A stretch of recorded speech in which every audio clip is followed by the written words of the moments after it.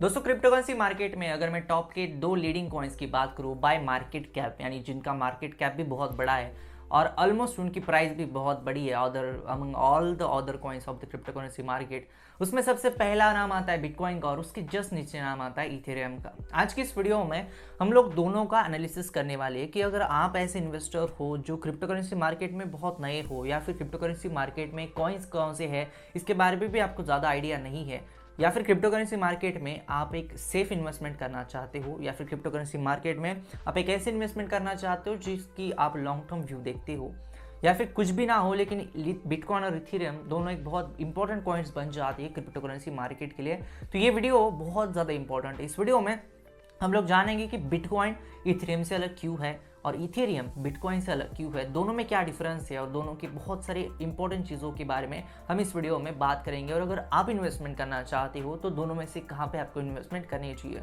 Video को मैं start करूँ उससे पहले अगर आपने चैनल को अभी तक सब्सक्राइब नहीं किया हुआ है तो चैनल को सब्सक्राइब कर देना, क्योंकि यहाँ पर मैं बात करता हूँ आपकी बहुत सारी इन्वेस्टमेंट के रिलेटेड बहुत सारी चीज़ों के बारे में।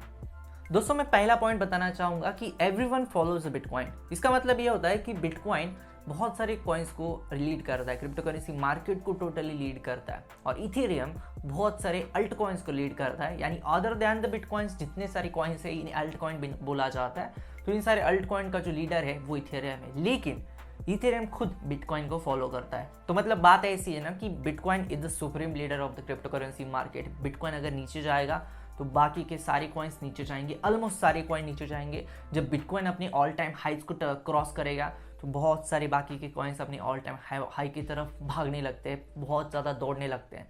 तो ये बात है कि बिटकॉइन को बहुत सारे अदर कॉइन्स फॉलो करते हैं और इथेरियम खुद बिटकॉइन को भी फॉलो करता है, तो इसलिए बहुत ज़्यादा इंपॉर्टेंट बन जाता है बिटकॉइन इस मायने से।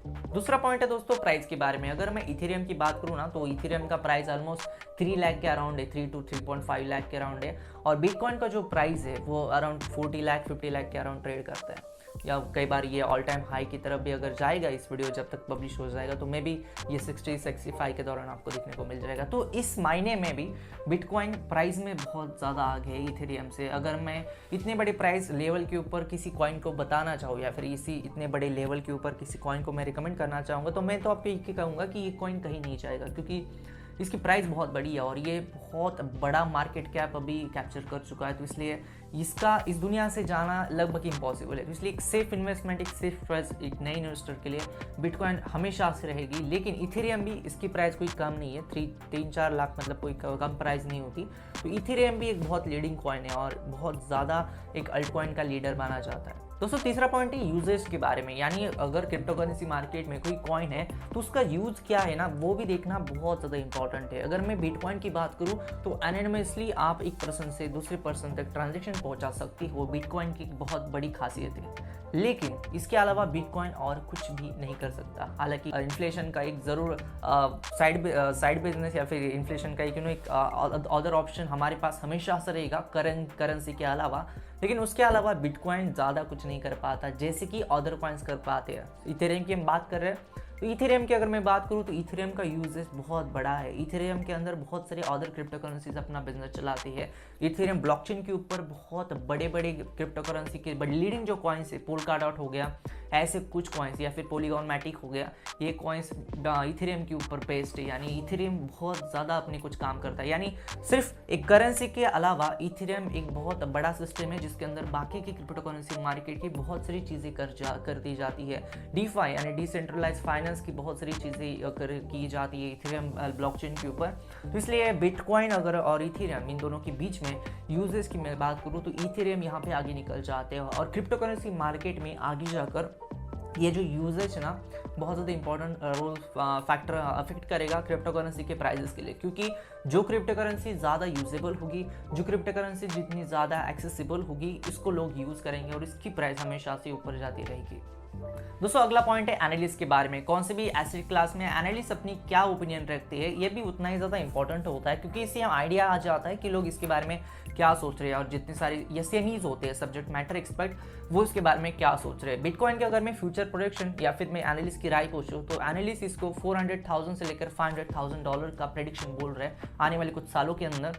वहीं पे इथेरियम आने वाले दिनों में बिटकॉइन को क्रॉस कर सकता है ऐसा बोला जा रहा है। अब इस कैलकुलेशन को मैं देखने की कोशिश करूँ तो अगर अगर मान लीजिए अगर यहाँ से बिटकॉइन उतना भी हो जाता है जितना एनालिस्ट का प्रोजेक्शन है $400,000 या फिर $500,000, तो आपकी जितनी सारी वेल्थ है वो अराउंड 9 इंटू या फिर 10 टाइम्स बढ़ जाएगी। लेकिन इथेरियम वहाँ पे 3 लाख के ऊपर ट्रेड कर रहा है, 4 लाख के ऊपर ट्रेड कर रहा है, और गलती से भी इसने आने वाले दिनों में मार्केट कैप कैप्चर किया बिटकॉइन का, जो कि कुछ भी हो सकता है, क्रिप्टो करेंसी मार्केट में कुछ भी हो सकता है, तो ये बहुत बड़ा नंबर होगा। तो इसलिए मैं हमेशा से इस चीज़ के हमेशा सोचता हूँ कि इथेरियम एक बहुत ही बड़ा गोट कॉइन है, या फिर मैं बोल सकता हूँ ब्लैक हॉर्स बोल सकता हूँ इस कॉइन को, क्योंकि ये कॉइन आने वाले दिनों में बहुत ज़्यादा मल्टीप्लाई कर सकता है आपकी वेल्थ। दोस्तों सबसे एंड में पॉइंट है मेरा ओपिनियन क्या है। अब देखो मेरा ओपिनियन आपके लिए इसलिए मैटर करता है क्योंकि मैं इस यूट्यूब चैनल के ऊपर बात कर रहा हूँ हॉनेस्ट ओपिनियन की। मैं पर्सनली इथेरियम के अंदर बहुत ज़्यादा इन्वेस्टेड हूँ, जैसे कि मैंने पिछले एक वीडियो में भी कहा था कि इथेरियम में बहुत ज़्यादा इन्वेस्ट कर चुका हूँ। लेकिन इसका मतलब ये नहीं कि मैं बिटकॉइन को बुरा कहूँगा या फिर मेरा जो ओपिनियन है